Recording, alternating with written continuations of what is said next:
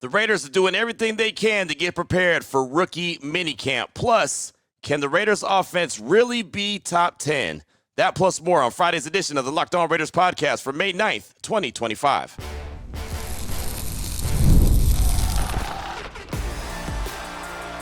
You are Locked On Raiders, your daily Las Vegas Raiders podcast. Part of the Locked On Podcast Network, your team every day. And welcome in, Raider Nation, to another edition of the Locked On Raiders podcast. Thank you so much for making the show your first listen of the day. We definitely appreciate you if you're catching the show wherever you find your favorite podcast. We appreciate that. If you're checking us out by way of the YouTube page, we appreciate that as well. The show grows each and every day, and that's because of your support, Raider Nation, and the great job that my man Ari does behind the scenes each and every day, making sure we look good and sound good by way of the YouTube page. And trust and believe, it takes a lot of work to make us look good and sound good on the YouTube page, but Ari does a great job. You want to check him out. You want to hit him up on Twitter, say thanks, say what's up. He's on Twitter at Ari Produces. You can hit me up as well at your boy Q254. And we got the Locked On Raider podcast voicemail line at 707-654-4693. A lot of good stuff to get to. A lot of your great feedback, your calls and texts will close out not only the show, but we'll close out the week hearing from you. Again, calls, text, 707-654-4693. 4693. Segment number 2, Max Toscano. I talked about him multiple times so far this week here on the show and talked about the thread that he put out there on Twitter, talking about the Raiders offense and how he thinks it's going to be a top 10 offense, pushing to be a top 5 offense. And so it's a really fantastic thread on Twitter. Reached out to him. We made it work. He was a guest on my radio show, and so I'm going to bring that conversation to you in segment number 2. And he does a really good job, film breakdown, analytics intern there at UConn for a while. He did that. He's got a Substack on tight end, substack.com. You can check that out. I mean, just knows his stuff. And again, it's not like he's just throwing some crazy stats or crazy, just hot takes or anything against the wall hoping it sticks. He really brings the heat, brings the conversation. A lot of it is centered around Ashton Jeanty and the run game and, of course, what Chip Kelly can do as the offensive coordinator. But really good stuff. So definitely think that you'll enjoy that conversation. You'll hear that coming up. Segment number 2 as we talk all things Raiders offense. Here in segment number 1, we'll just give you the news and notes, which is really all about the Raiders getting their rookies under contract. I'll tell you about that, who is signed and who has not. We'll do that after I tell you about the title sponsor of the show, and that's Amazon Fire TV Stick 4K. Right now, you could turn any TV into your Xbox. No consoles needed. All you got to do is head to Amazon.com/FireTV Locked On to learn about more. And, of course, I'll tell you about them later on in the show. But let's go ahead and knock this out. 8 out of 11 of the Raiders draft picks came to an agreement on the contract on Thursday. 8 out of 11. That's pretty stinking good. The first one was Ashton Jeanty, obviously the first-round pick. That was the one that many people have been talking about. Matter of fact, going back all the way to May 2nd, it was last Friday, as a matter of fact, the rumors and reports were that he signed the deal, but there was no official email from the Raiders, no notification. There was none of the social media pictures of him signing his contract. So kind of felt like it was done, but it wasn't made official as of yet. And it's very simple. I mean, him and his agent could have agreed on the deal, and that could have been overthecap.com, why they had it and other outlets had it, but the Raiders hadn't, put out the information on it just yet. But on Thursday, they did. So a fully guaranteed 4-year,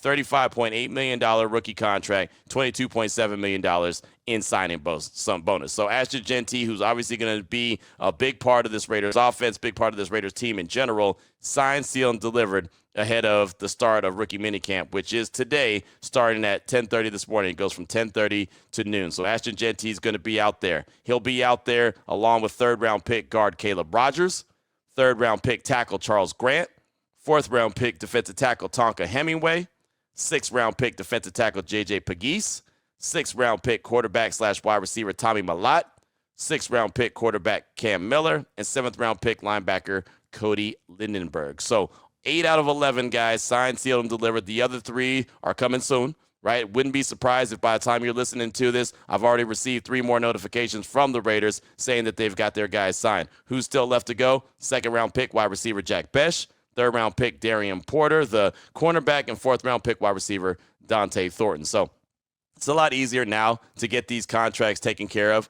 right? Back in the day, it was hard with the agents going back and forth and trying to get as much money, especially like your first round picks. But now that the rookie pay scale is what it is, it's slotted. It's pretty easy to kind of guesstimate what the contract's going to look like based off of what somebody in your spot a year ago received and what the position is and how much the salary cap's gone up. It's kind of easy to guesstimate. And so that's why, again, I go back to Ashton Genty and said his contract very easily could have been, even signed and agreed on last week, but the Raiders wanted to make sure that they put all those out at the same time, so they did with all 8 of those on Thursday. And as I mentioned, I do expect the others to be signed, sealed, and delivered sooner rather than later. Also, as I mentioned, rookie minicamp gets started today, 10:30 to noon. It runs this weekend, Friday, Saturday, and Sunday. I'm sure they probably won't do a whole lot on Sunday, maybe get an early workout in, and then it's done. But media availability for today will be at noon. Now, unfortunately for me, I'll be just wrapping up my radio show, Joe and Q, on ESPN Radio. So by the time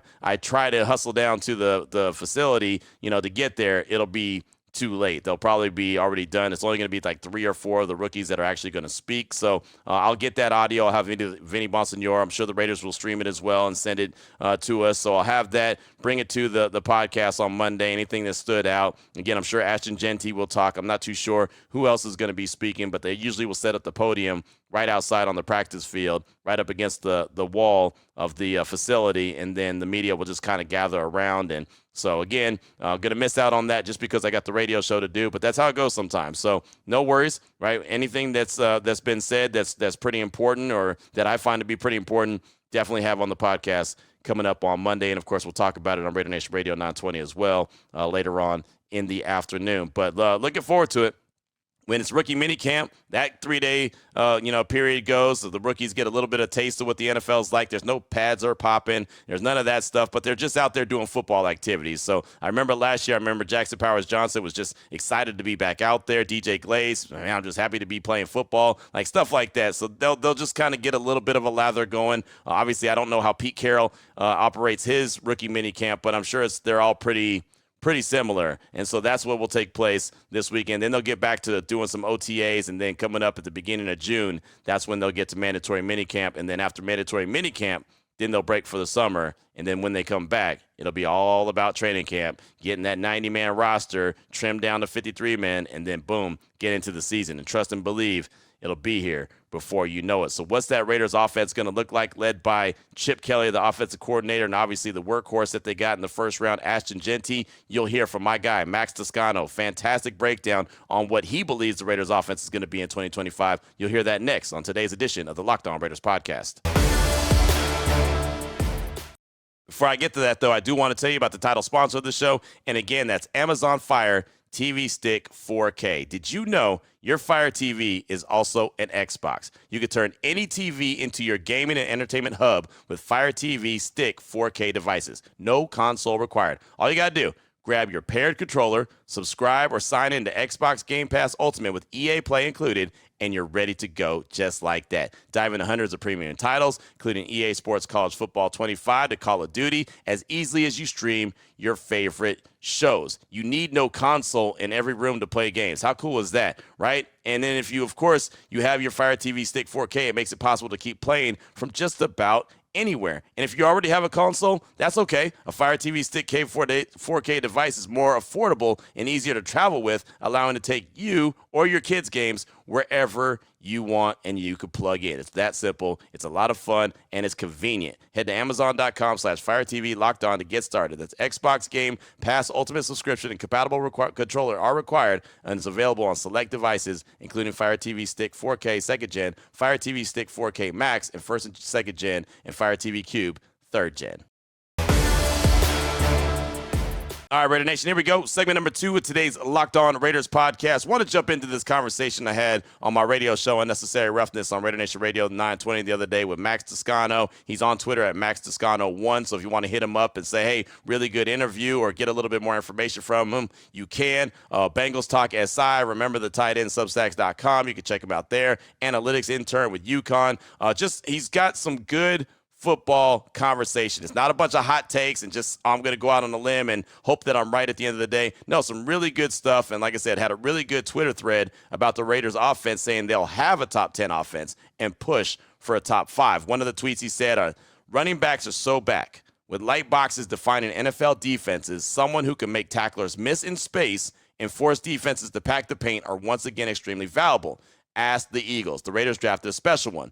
Also, he says, putting Genty in a Chip Kelly run game is like giving the best driver the best car. The combination of soundness and creativity that has made the Commanders and Lions run game so dangerous is clearly what John Spytek is after. So, of course, with that being said, and multiple tweets about Ashton Genty, we started off our conversation talking about Ashton Genty. Here it is. How do you see Ashton Genty opening up things for the rest of the offense for the Raiders? Well, I think what he does is he makes a run game go from potentially effective to actually lethal, right?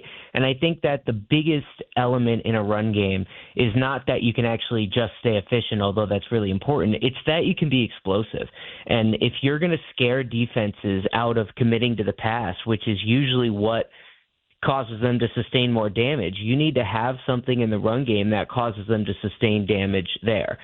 And so there's a lot of ways to do that, but the best way to do it is to not just have a good run game by design and with your offensive line, but it's to pair it with a guy that if you don't congest all that space and you don't prevent them from getting any little bit of daylight, they're going to take it to the house. And I think we saw that, like you just mentioned, with Saquon, where if you didn't pack the paint against the Eagles' run game, and we saw this in the Super Bowl where they had to sell out to stop it, you were getting hit, and you were getting hit for not 8 to 10 yards, but for 70. And you can't deal with that as a defense. So first and foremost, you got to stop that. And when you sell out to stop that, you create a whole bunch of other problems. So it's that kind of gravity that makes those guys so valuable again. You know, the thing about it is, as much as, you know, we saw Saquon, we saw Derrick Henry, we saw Josh Jacobs, leading up to in the draft process, I kept saying, yeah, but I don't know if the Raiders are ready to be that effective yet in the run game, you know, because I don't know if their offensive line is right. I don't know if their weapons are right. And everyone kept saying, just go draft the best player. And Ashton Genty did that. Can you see Ashton Genty having an effect on the Raiders similar to Saquon, not necessarily 2,000 yards, but being that threat game in and game out, even though they're not necessarily the Philadelphia Eagles and got everything that they have? Yeah, I mean, I absolutely can. I think the Raiders' offensive line is better than the general football watching public has given it credit for. I think, you know, you go into last season with no real quarterback. You're only kind of super serious, dangerous target is a tight end who's going to be more of a slot element. There's not a lot of space in that 0 to 10 yard range, whether it's for the passing game or for the running game. And I think that when you combine that with a system that I think we all know was just not really maximizing anything, it's going to be hard to run the ball. And to top that all off, they really didn't have anybody who could make more than what is available to them in the backfield. So I actually think that the whole situation and setup there can change almost overnight, because I think the O-line is good enough. I think what we saw last year with the Commanders, when you have a well-taught, well-choreographed, and well-constructed run game, you can be good without this group of insane blue chips on the O-line, as long as they know how to run block and they know how to run your system really well, and they're good enough. I think the Raiders have that. So that plus Chip Kelly, plus the fact that they do have those auxiliary blockers on the perimeter as well, they got a lot to throw at the run game, and it's not just Genty. I think Genty is just the thing that drives that to the next level.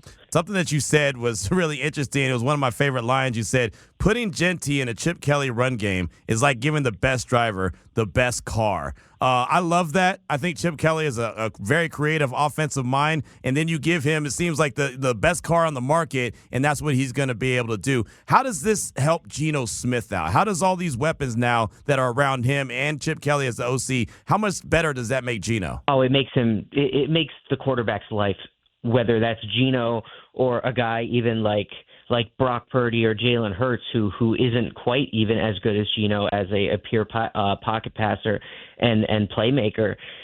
It helps them a lot. It makes coverages basic. It allows them to be a little bit more predetermined and lock onto things pre-snap, just because you're working more of that play action, and it allows them to kind of stay clean and rip it. And I think that when you have a guy with the arm that Geno has, that's going to create a lot of opportunity for him in the play action game, in the vertical game, and allow him to push the ball, which is really the kind of quarterback that he's become. Like I said it a while back, but he's kind of become the ultimate Bruce Arians quarterback, where he is just going to get back there, he's going to stand tall, and he's going to rip it. So that always goes well with a run game. I don't think he necessarily needs it. If you look at last year, the Seahawks run game was a disaster. Their pass protection was a disaster. And so he has that processing ability to get through the whole field quickly, to sort through all those options in dirty pockets and get to his answers. But with a run game, you don't need him to do that all the time. And so you see a situation like what's happened with Josh Allen, I think, over the last couple of years as their run game has developed, where he doesn't need to necessarily play hero ball all the time, but can still push the ball at a high level. I love what you said here about the pass catchers. With Bowers, Besh, and Myers, the Raiders have a legit group of pass catchers. Besh was the second-round pick out of TCU. How quickly do you think he can adapt to the NFL game? I think he's going to play right away, personally. I think it'll be probably about half the season, if all goes right, before we see him really become what I think he can become. But I think he's a guy that is physically mature. I think he's athletically mature. He's smart. He's agile. He has a good sense for space. He knows how to play the position, and he doesn't need to put on any weight or do anything crazy like that. So I think pretty quickly. I think it's just going to depend how quickly they can get a sense of how they want to deploy all these guys, because it is going to take a little bit of creativity.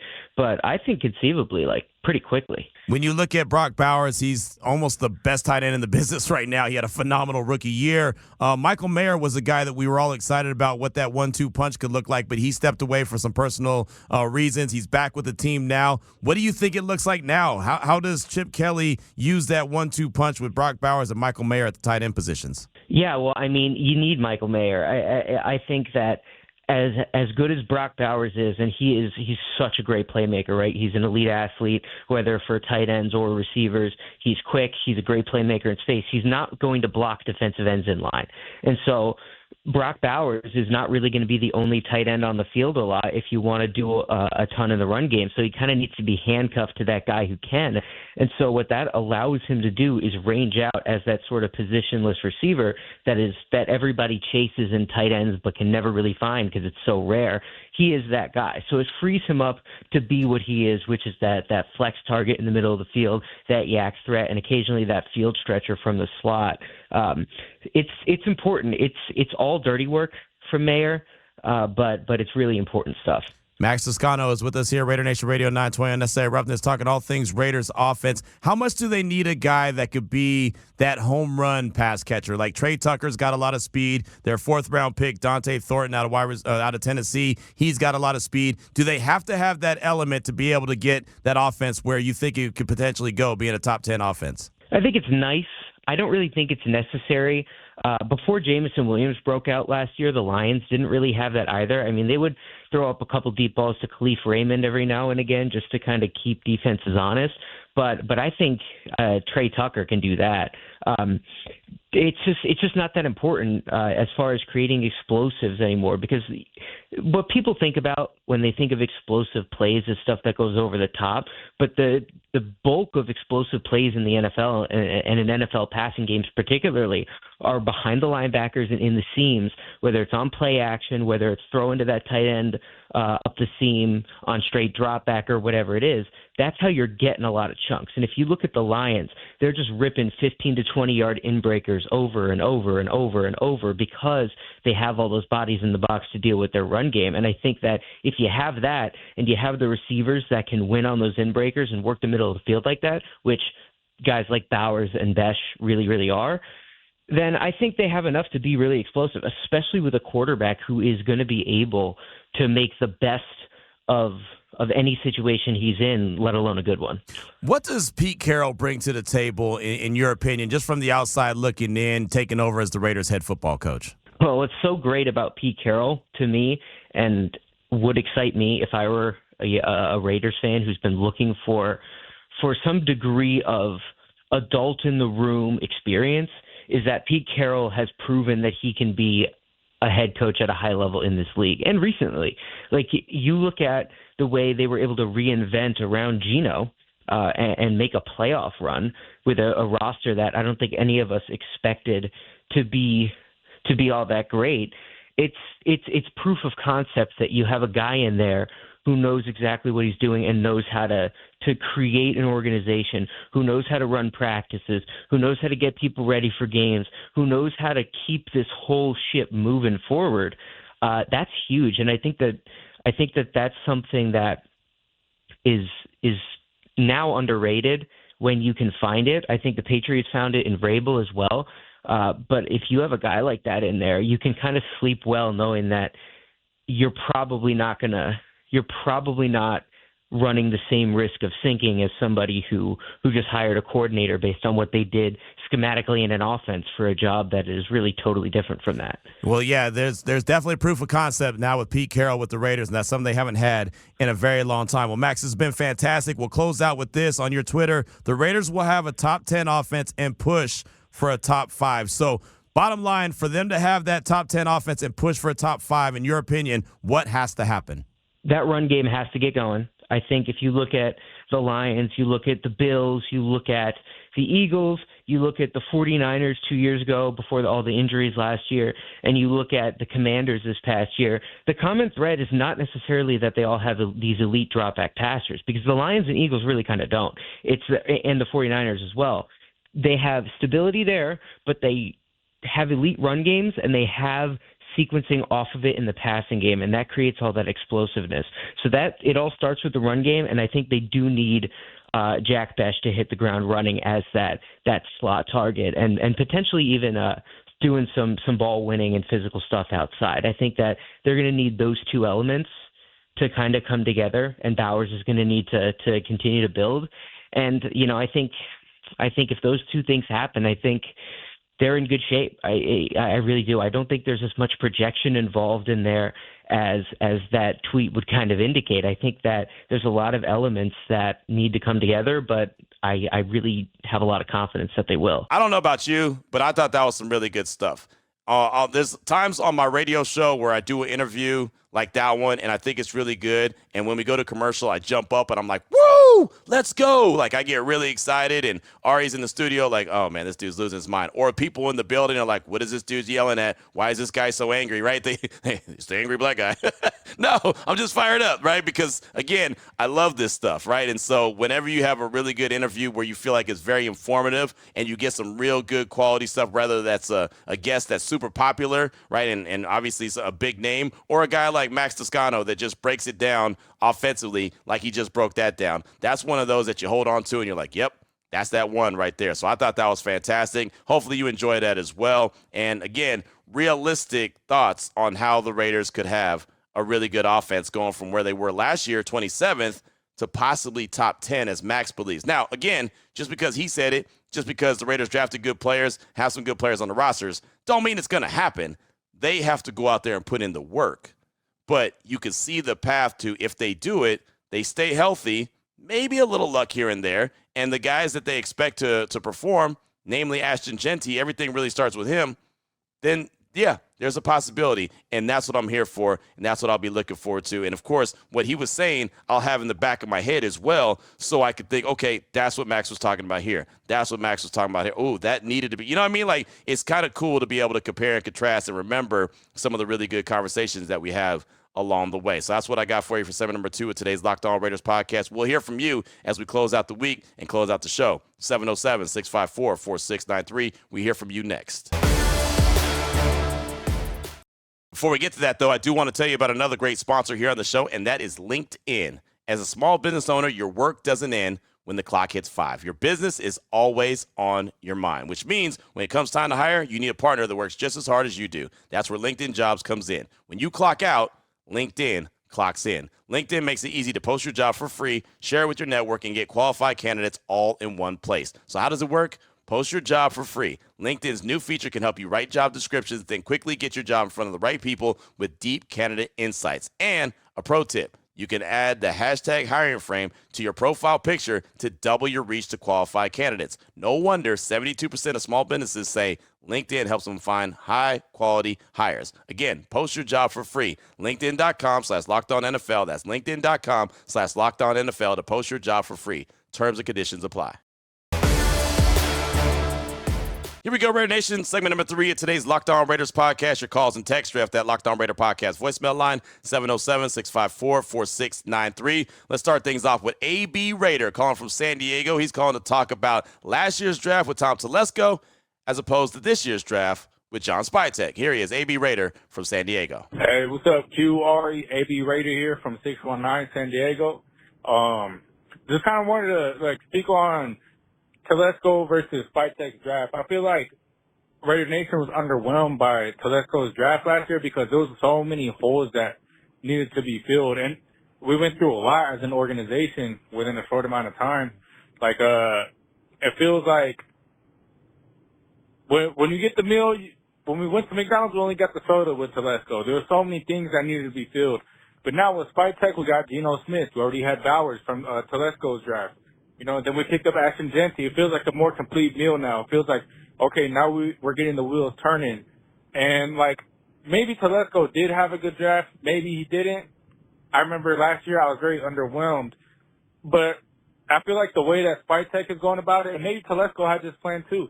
We're building a team around a quarterback. We're not building the quarterback around the team necessarily. Because we already have Geno. We got Bowers. We just got a stud in Genty. We got Darian Porter. We got Jack Best. We got all these people that can contribute to the team. It's not like we're waiting on anything anymore. And then maybe next year when we get a more quarterback-loaded draft, we'll get a quarterback to sit behind Geno for a year or something, and then things turn out to be great. But I feel like last year's draft compared to this one, it just felt more filling. It felt right. I don't know how to explain it, but yeah, I just feel like now we're adding pieces because during Telesco and Pierce's time, there were so many holes that needed to be filled. And I feel like where we were at last season, a lot of people were very underwhelmed by the free agency. Maybe it was just, who was on the market and whatever, and maybe a long-term plan that they had that never came to fruition. But I feel like now with the team that we have, just based off of free agency in the 2024-2025 season, we're getting somewhere, and now we have these pieces to where it doesn't feel so empty in that room, doesn't feel so empty on the depth charts. We have a place where we can build, get wheels turning. So I'd just like to hear your thoughts on that. Appreciate Q, appreciate Ari, and appreciate Raider Nation. Raiders! AB, thanks so much. Definitely appreciate you. And look, I believe wholeheartedly the draft this year is better than last year's draft. There's no doubt about that. But I don't want to take too much from last year's draft. I do like the fact that Tom Telesco was able to get 3 starters in the first 3 picks. I mean, Brock Bowers is a star. Ashton Genty is a star. JPJ can be a center for the Raiders for years to come. DJ Glaze could be a very important part on that offensive line for years to come. I don't know what's going to happen with anyone else. DeCam Richardson, he's going to prove himself. Everyone else has got to prove himself. But you get 3 starters in your first 3 picks. That's nothing to shake a stick at. The problem with last year's draft, and I think you would agree with me, is we all talked quarterback all offseason long, all the way up to the draft, including the head coach, Antonio Pierce. When he met with us at the scouting combine in Indianapolis, he told us, Tom Telesco's job is go get me a quarterback. And he had one quarterback in his mind, Jaden Daniels. He had that relationship with Jaden, so he thought that was going to work. And AP tried everything in his power to get Jaden Daniels to be the quarterback of the Raiders, to somehow, some way, hope that Jaden was going to fall or Tom Telesco was going to be able to trade up. But reality was Washington was not budging. They were not moving. So because Telesco couldn't get a quarterback, that was the biggest problem. Then he ended up with Minshew, and so it ended up being Minshew and Aiden O'Connell, right? I mean, he signed him in free agency thinking, okay, we'll go into the draft and maybe see what they're able to get, and obviously that didn't work out. So you have Aiden O'Connell and you have Gardner Minshew. That whole situation never played itself out the way that it should have been. I think we all agree that was mishandled. The other issue is AP was a first-year head coach. So he's one of those guys that kind of just feels his way through everything, kind of flies by the seat of his pants. Like, yeah, this is kind of how I do it. I go with my gut feeling. I do this, that, and the other. It's kind of how he's lived his life. And look, he's had a hell of a life, had a hell of a career, right? Made it to the NFL as an undrafted free agent, had a nice career, a Super Bowl champion. So you can't question the methods because it's worked for him. But when you have him trying to influence Tom Telesco, who has been a longtime GM in the league, it's hard to kind of get on the same page, right? And so I remember when AP was the head coach, the interim head coach, and Champ Kelly was the interim GM. The way that they got Jack Jones is AP basically said, hey, I'll put my job on the line. If Jack Jones doesn't work out, then I'm out of here, right? I'll put my job on it. And so he was able to influence Champ Kelly because he was a interim GM. He hadn't been in that position. So there was a lot of inexperience from the head coach, and then obviously the GM is trying to compliment the head coach by getting him what he wants, but wasn't able to really get him what he needed. So there was a lot of miscommunication, not good hires as far as the offensive coordinator goes. They wanted Cliff Kingsbury, ended up with Luke Getsy. They wanted Jaden Daniels, ended up with Gardner Minshew, right? I mean, there's so many things that they wanted that they weren't able to get. This time around, Spytek and Pete Carroll were very aggressive to go get a quarterback. They tried for Stafford. It didn't work. They got Geno Smith. It worked, right? That's somebody that they're familiar with, at least Pete Carroll is, and has won with them. So it's not like it's, I'll just go get this journeyman quarterback who's out there. And getting Geno Smith allowed them not to be desperate. Like I thought they were going to be desperate, and they were going to have to trade up and go get their quarterback. And who knows? Well, now that the draft shook out the way it did, maybe that quarterback would have fell to him anyway. Who knows? But with that being said, they didn't have to get desperate and get a quarterback. They were able to get their star player in Ashton Genty. They were able to get other players in a draft that wasn't full of stars, but it had a bunch of starters. They were able to trade back, collect a couple more draft picks. That's the other thing Tom Telesco is not known for, is trading. He doesn't do that, right? Just lets the board fall to him. So there's a couple things. But, again, I don't want to throw any shade at Telesco because getting 3 starters in the first 3 picks is nothing to shake a stick at. But I do agree. I feel like this draft is much better. But these guys that just got drafted, that start rookie minicamp today, they've got to go out there and prove who they are and that they are better than what, the guys that were drafted last year. And I'll say this as well, and then we'll move on. Don't sleep on DK Richardson. I know he didn't have a good year, his rookie year, but he got a lot of playing time. He got a lot of reps, right? And the one thing I know is when I first started doing radio shows and I was doing them solo, like it was one thing when I was the co-host. That's easy, right? You go in there and you play off of whatever this guy says. He set you up for it and you go. That's easy, right? It's like being in the barbershop talking. But when you're leading, you're directing, you're being the traffic cop, it's a little bit different. So when I got chances to fill in when I was at ESPN Central Texas, like say Craig Smoke was out, they say, all right, Q, you're the lead today. Okay, cool. I would have to get more reps. I'd get more comfortable the more reps that I got. So there were shows that weren't good. I'll be the first to tell you. There was times where I would leave the radio station frustrated because I didn't do my best job. But you know what that did? It gave me reps. It gave me more reps. It gave me more reps. And then I started getting comfortable. And then I started, okay, I understand this. Now I get this. Now I get this idea. Same thing when I got to ESPN, right? Okay, this is different, right? I'm working with different people now. Okay, now I got to learn this and I got to learn that. But as you get more reps, I think that's with anything, you should get better. So I'm not going to count out DK Richardson, even though he had a bad year. He got a lot of reps under the belt, and now he knows what the NFL is like. So that's another guy that could end up being a big-time player. And, oh, by the way, he's a prototypical cornerback in the Pete Carroll system. 6'2", he's got speed. Yeah, looks like a guy that would be in Seattle. So thanks so much for that call. Definitely appreciate you.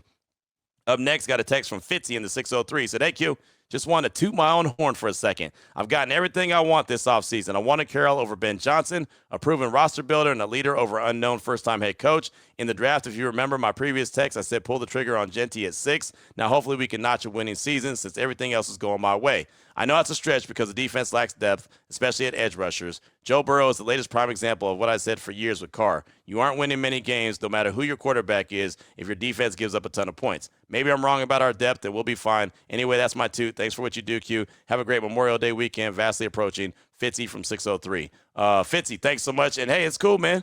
Go on and stretch your stuff a little bit, right? Go on and get a victory lap. That's what I always say. If you can do it, go for it. I'm not mad. But, yeah, Pete Carroll very well could end up being the best head coach that was hired this coaching cycle. Everyone wanted Ben Johnson because he was the hot shot, offensive, just the genius. Offensive genius is what they call him, right? But that doesn't mean that he's going to have success. And everything that Pete Carroll has as far as experience, that really is what the Raiders needed. Right? You can go and get the hotshot guy, and that might not necessarily be what you need. You really need stability, credibility, a guy with a plan, and that's who Pete Carroll is. He's not a guy that I, ran into and was like, oh, yeah, that's the guy. Go get Pete Carroll, right? Vinny Bonsignore threw his name at me. He was like, what do you think about Pete Carroll? And I was like, I don't know. That's all right. I even talked about it on the podcast. Like, Pete Carroll's all right? But sometimes the more you think about it, right, your instant reaction isn't always the correct reaction. So I don't mind standing corrected. I realized that what the Raiders needed the most, they got in Pete Carroll, and then they got a young GM that's been the right-hand man of a GM that's been on his game in Tampa Bay and Jason Licht. So, yeah, I think that exactly what the Raiders needed, they got. And this is why everything feels the way it does right now. This team has an opportunity to do some things that are pretty special. So thanks so much. And really start to lay the foundation for a team that could be good for some quality years. So thanks so much for that text. Definitely appreciate you. Got a call from Avery in Oakland, calling to talk about the offense, in particular the wide receivers, and the reality of how the season could play out. Here he is, Avery in Oakland. Hey, what up, Q? It's your boy Avery, man. I'm out here in Oakland. Just listened to the show. Just wanted to get my little 2 cents. I feel like we do have a great group of young wide receivers, but a veteran wouldn't hurt. As far as the scheduling, we can go through the schedule game for game, predicting what's going to happen, but our boys still got to line up and play. We still get to line up and play. So that, to me, gives us a chance every week, man. So who's to say we can't go 12-4, 13-3, something crazy like that? Because we got the talent, we got the coaches finally. Let's just see what they do, man. We still got, like I said, we still got to line up and play. Love the work you do, man. Avid fan, keep doing what you do, brother. Love you. Raider Nation out. Avery, thanks so much for the call. Now, yeah, that was the point of Brother Marquise in the 305 and Shereen Williams pointing out that a vet could take a little bit of pressure off a young guy. That'd be the reason for the addition. I don't think if the Raiders make that addition, they're going to do it till probably like camp, until they say, okay, you know what, the young guys aren't clicking just quite yet. We need to bring in a veteran or, an injury, whatever the case may be. Obviously, knock on wood, you don't want injuries. But I think that that's the reality of it. If they do sign a veteran, it'll be, a little bit later on down the road, closer to training camp or even in training camp. As far as the season, the win total, I mean, anything can happen. We know that. We know how it could play out, right? But from previous mistakes, I don't want to shoot too high. I want to keep my expectations realistic. And going back and looking at a team that won 4 games last year, that's why I keep saying about 8 games I feel comfortable with. Because if I just fall a little short, that's fine. I'm good with that. I'd rather fall short and say, hey, man, I got to give the Raiders way more credit than that. I thought they were going to get 8, and they ended up with 10 and made the playoffs. That's fantastic. But learning from previous mistakes in previous years of when I kind of got a little too far ahead of myself and got a little too excited about the product that was being put out there without seeing anything, I want to make sure to try to temper that expectation. Plus, I don't want to set you up for failure. I don't want you to say, well, Q's around the team. Q sees what they're doing. This has got to be great. And then all of a sudden they stink. And you're like, hey, Q, what happened? So I also want to, be realistic and as honest as possible with you. But thanks so much for the call. Definitely appreciate you. Got a quick text from Podog out of Maui. He says, aloha, Q, is Podog from Maui, Hawaii. Just wanted to text in about the Raiders getting a veteran wide receiver. For me, I'd love to see Amari Cooper come back home. Once a Raider, always a Raider. Mahalo for all that you do for the nation. Just win, baby. That's Podog out. Raiders. Podog from Maui. Thanks for the text. And that would be kind of cool. I never had a problem with Amari Cooper. He never was a guy that looked very excited.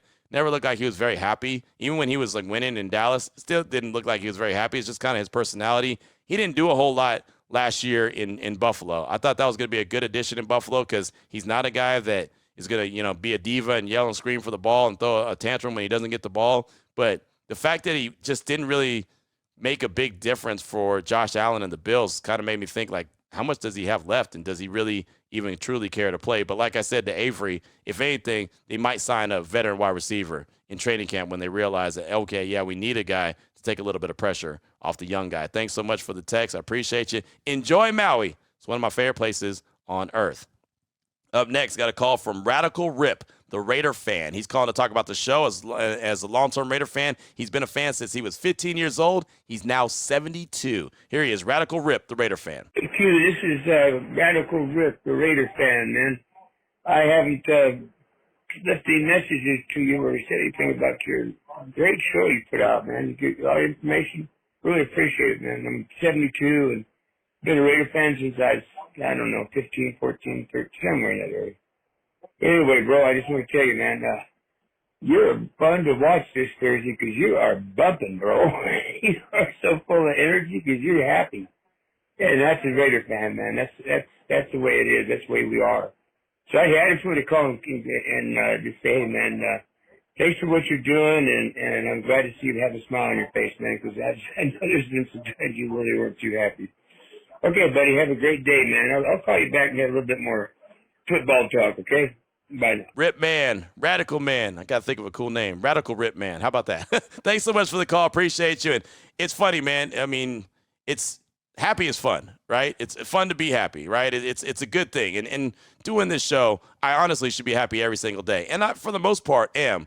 Obviously, when the team is on a 10-game losing streak like they were last year, it becomes a little difficult to be super happy because I'm not going to sit up here and blow smoke up your backside and act like there's rainbows and puppy dogs and there's a pot of gold at the end of the rainbow. Like I'm not going to do that. I like to be realistic and honest with you, but and so it does get a little tough. But honestly, I mean, I'm happy every day I get an opportunity to do what I do, right? I mean, there's so many things that I could be doing that I wouldn't be happy about. There's so many things I could be doing that the alarm clock goes off in the morning. I'm like, oh man, here I go. I got to go do this. But what I get to do every day, I'm blessed and honored that I even have the opportunity to do it. So believe me, I'm as happy as can be. And, especially with the way that people are talking about the Raiders right now, it makes me happy to sit back and just watch and listen, right? There's a lot of people that still believe, oh, nobody's giving the Raiders any credit. No one, thinks that they're going to be any good. And I'm like, no, that's actually not true. And that's why I try to bring as much sound to the table as possible from folks that believe, oh, no, wait, the Raiders are trending in the right direction. So at least it's there. You're hearing it, and you know that the silver and black are being talked about. But thanks so much for the call. Definitely appreciate you. And feel free to call in at any time, my man. Would love to hear from you, and keep doing what you do.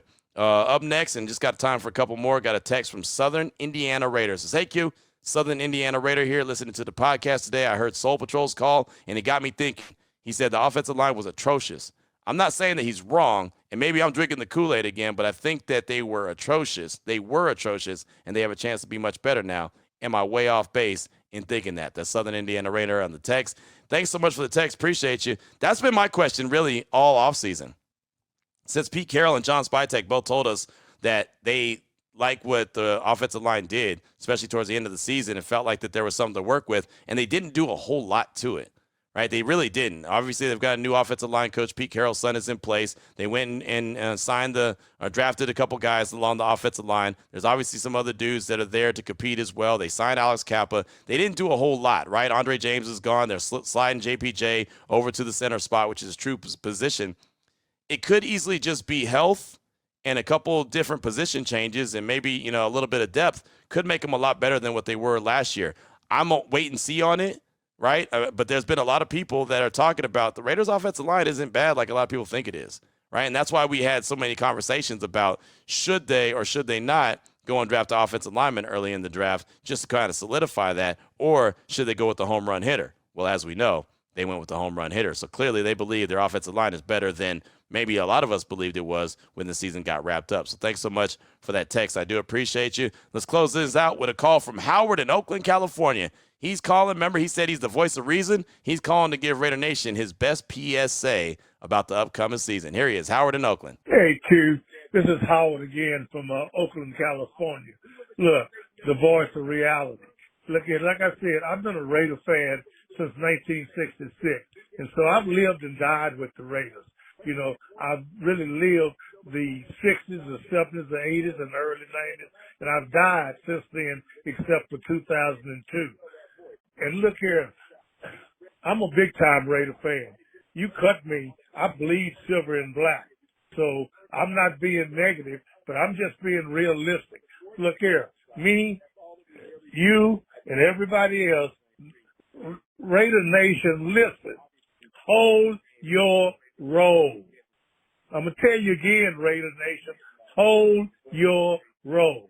I'm not being negative. I'm just being realistic.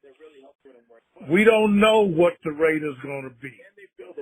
I always wait to 6 games, 8 games, and then I make a decision about what we're going to look like. So all I can say is being a diehard Raider fans, Raider Nation, hold your roll. Okay, Q, I'm out. Howard, thanks so much for the call. Appreciate you, my man. And it's funny you mentioned waiting till week 6 and to slow your roll, and that's fair.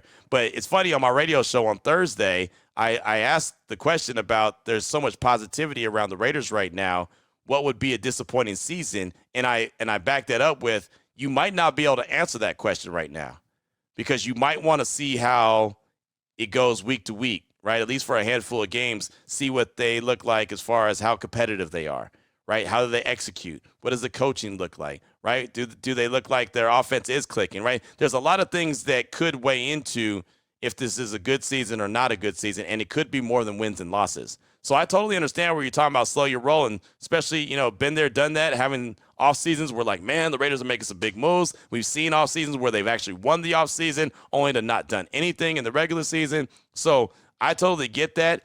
I think my biggest thing when it comes to the positivity is it's not just me like drumming it up. It's not just, Raider Nation drumming it up. There's plenty of people that have well-respected names that have been around the game for a very long time that are like, hey, man, I see what they're doing there in Vegas. Like, they might not be a team that's going to go win the AFC West because it's the toughest division in football, but they're going to give some teams some problems, right? And so to me, that's a positive step. If they could put it all together and figure it out, and led by a head coach in Pete Carroll that's been there, done that, hasn't had a season where he's won less than 7 games.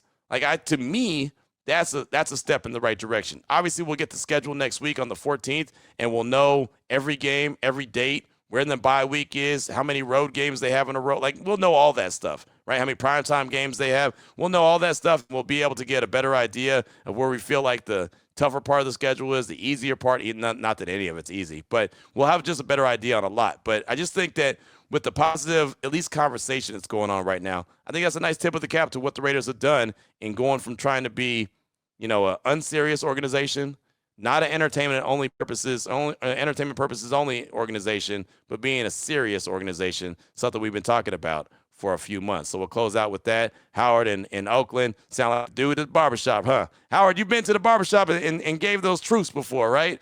I'm not mad at you, my man. Not mad at you at all. Thanks so much for the call, and thanks so much for the feedback from everyone.